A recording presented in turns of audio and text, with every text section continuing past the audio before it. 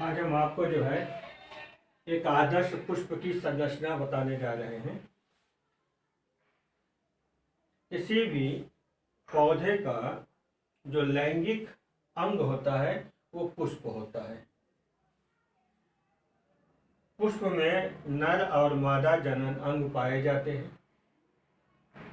इसी में निषेचन होता है। निषेचन के बाद फल बनता है और बीज बनता है। तो पुष्प के लैंगिक जनन अंग आपके सामने मौजूद है। तो सामान्यतः पुष्प जो है द्विलिंगी होते हैं, कुछ एक लिंगी होते हैं। जैसे सरसों है, गुड़हल है, ये सब द्विलिंगी पुष्प कहलाते हैं। पपीता है, खरबूजा है, तरबूज है, ये एक लिंगी पुष्प कहलाते हैं। द्विलिंगी पुष्प जिसमें नर और मादा दोनों जनन अंग पाए जाते हैं द्विलिंगी कहलाते हैं।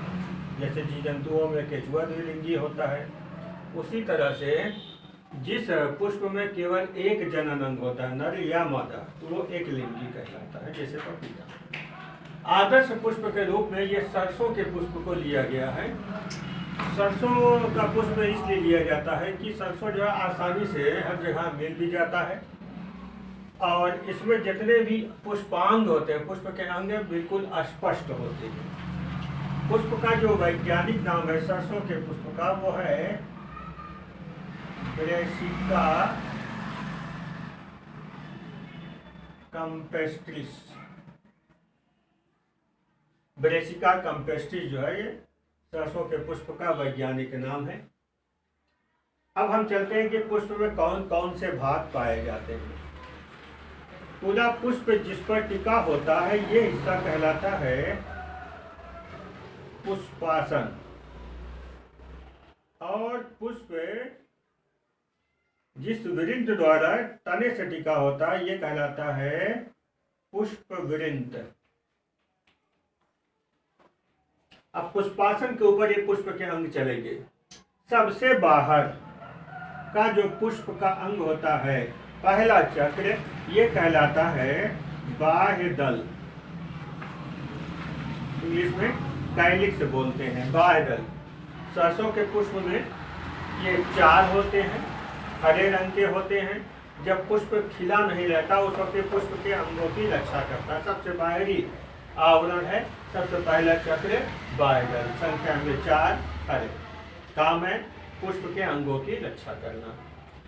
हाँ, एक बता दें आपको कि गुड़हल के पुष्प में एक और होता है, उसको कहा जाता है अनुबाह्य दल। तब जाके बाह्य दल आता है। हरे होते हैं, 5 से 7 तक होते हैं। इसके बाद बाह्य दल हरा, ये है दल। कई होते हैं मिला के इनको दलपुंज भी कहा जाता है, कैलिक्स फ्लोरा। ये रंगीन होते हैं। सरसों के पुष्प में पीले रंग के होते हैं, गुड़हल में आपने देखा होगा लाल होते हैं, बहुत से फूल में बैगनी भी होते हैं, कुछ सफ़ेद भी होते हैं, लेकिन ज़्यादातर रंगीन होते हैं। तो दल सरसों के पुष्प में 4 होते हैं। दलपुंज स्पष्ट होते हैं, पीले होते हैं, नखर के समान, नाखून के समान होते हैं, क्रॉस टाइप के होते हैं, एक दूसरे के अपोजिट में चारों लगे होते हैं, इसलिए इसको क्रूसीफेरा कहा जाता है। दूसरा चक्र है दल। अब आते हैं तीसरे में बाह्य दल। दल ये पुष्प का नर जनन अंग है जिसको कहा जाता है पुंकेसर। 1 2 3 4 बड़े होते हैं, 2 छोटे होते हैं। सरसों के पुष्प में पुंकेसरों की संख्या 6 होते हैं, 2 छोटे 4 बड़े, इसलिए इसको चतुर्दीर्घी कहा जाता है। इसको हम अलग से आपको दिखाएंगे। पुंकेसर में जो किनारे का हिस्सा ये आपको दिखाई दे रहा है सरसों में, ये 2 भित्तियों में बटा होता है, ये कहलाता है परागकोश। अब पीछे जो निकला है ये पुतंतु कहलाता है। तो पुंकेसर में पुतंतु परागकोश के अंदर ही परागकण बनता है जिसके अंदर नर युग्मक बनते हैं। मतलब ये नर जनन अंग है। 6 होते हैं, 2 छोटे 4 बड़े। चौथा चक्र है सबसे अंदर, ये आपको दिखाई दे रहा है, ये कहलाता है, जैसे इसको कहा पुंकेसर, ये कहलाएगा स्त्री केसर या जायांग। क्या कहलाएगा? स्त्री केसर या जायांग। इसको भी हम अलग से आपको दिखाएंगे। सबसे ऊपर का ये हिस्सा जो हमने दिखाया है, ये कहलाता है वर्तिकाग्र। ये है वर्तिका। और ये फूला हुआ हिस्सा जो होता है, ये कहलाता है अंडाशय। ये पुष्पासन है जो पुष्पवृंत से जुड़ा हुआ है। अंडाशय के अंदर ही बीजांड पाए जाते हैं, जो निषेचन के बाद बीज बनता है।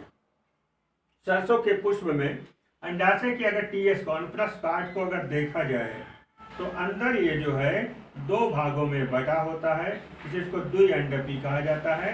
ये है बीजांड, ये भित्ति कहलाती है।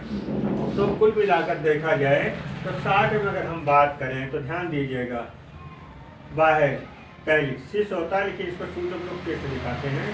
कैलिक्स से 4, क्रोला दलपुंज, ये भी 4 क्रॉस टाइप के।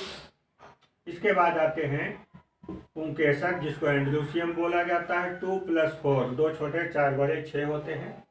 जायांग, गाइनीशियम, ये आपका बता दें फिर से, वर्तिकाग्र, नीचे का ये नेक जो है वर्तिका, ये आपका जो है अंडाशय। जायांग स्त्री केसर बोला जाता है, द्विअंडपी होते हैं, इसलिए 2, चूंकि बंद रहता है, कवर्ड हो गया। सारा पुष्प का अंग पुष्पासन के ऊपर है, यानी ऊपर है, ये नीचे, तो ऊपर के लिए सुपीरियर, जिसको कहा जाता है अंडाशय सुपीरियर।